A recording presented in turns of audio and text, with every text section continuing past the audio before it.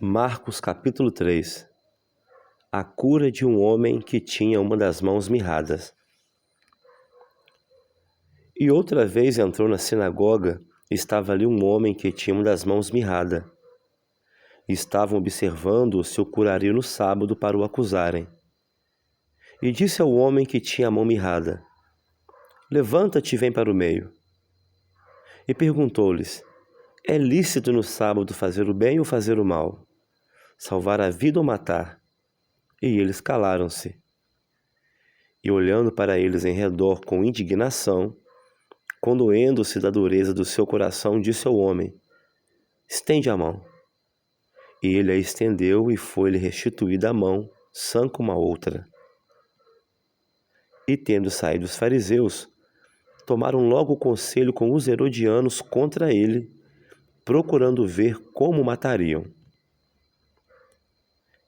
E retirou-se Jesus com seus discípulos para o mar, e seguiu uma grande multidão da Galiléia, e da Judéia, e de Jerusalém, e da Idumeia, da além do Jordão, e de perto de Tiro e de Sidom.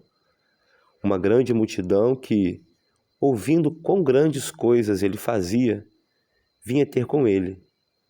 E ele disse aos seus discípulos que lhe tivessem sempre pronto um barquinho junto dele, por causa da multidão, para que o não comprimisse. Porque tinha curado a muitos, de tal maneira que todos quantos tinham algum mal se arrojavam sobre ele para lhe tocarem. E os espíritos imundos, vendo, prostravam-se diante dele e clamavam, dizendo: Tu és o Filho de Deus. E ele os ameaçava muito para que não o manifestassem. A eleição dos 12. E subiu ao monte e chamou para si os que ele quis, e vieram a ele.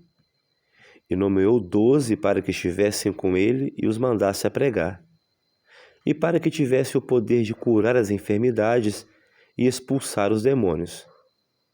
Simão, a quem pôs o nome de Pedro, Tiago, filho de Zebedeu, e João, irmão de Tiago, aos quais pôs o nome de Boanerges, que significa filhos do trovão, André, e Filipe, e Bartolomeu, e Mateus, e Tomé, e Tiago, filho de Alfeu, e Tadeu, e Simão Zelote, e Judas Iscariotes, o que o traiu. A blasfêmia dos escribas. E foram para casa. E afluiu outra vez a multidão, de tal maneira que nem sequer podiam comer pão. E quando seus parentes ouviram isso, saíram para o prender, porque diziam: Está fora de si. E os escribas que tinham descido de Jerusalém diziam: Tem Beelzebu, e pelo príncipe dos demônios expulsa os demônios.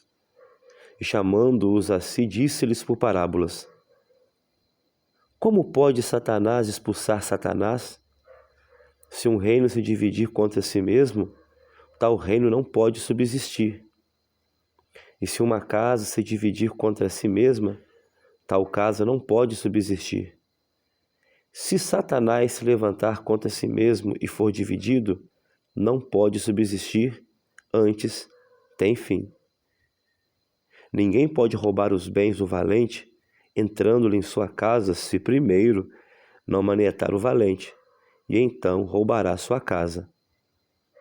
Na verdade vos digo que todos os pecados serão perdoados aos filhos dos homens, e toda sorte de blasfêmias com que blasfemarem. Qualquer, porém, que blasfemar contra o Espírito Santo, nunca obterá perdão, mas será réu do eterno juízo. Porque diziam: tem espírito imundo. A família de Jesus. Chegaram então os seus irmãos e sua mãe, e estando de fora, mandaram-no chamar. E a multidão estava sentada ao redor dele e disseram-lhe: Eis que a tua mãe e teus irmãos te procuram e estão lá fora. E ele respondeu dizendo: Quem é minha mãe e os meus irmãos? E olhando em redor para os que estavam sentados junto dele, disse: Eis aqui é minha mãe e meus irmãos. Portanto, qualquer que fizer a vontade de Deus, esse é meu irmão, minha irmã e minha mãe.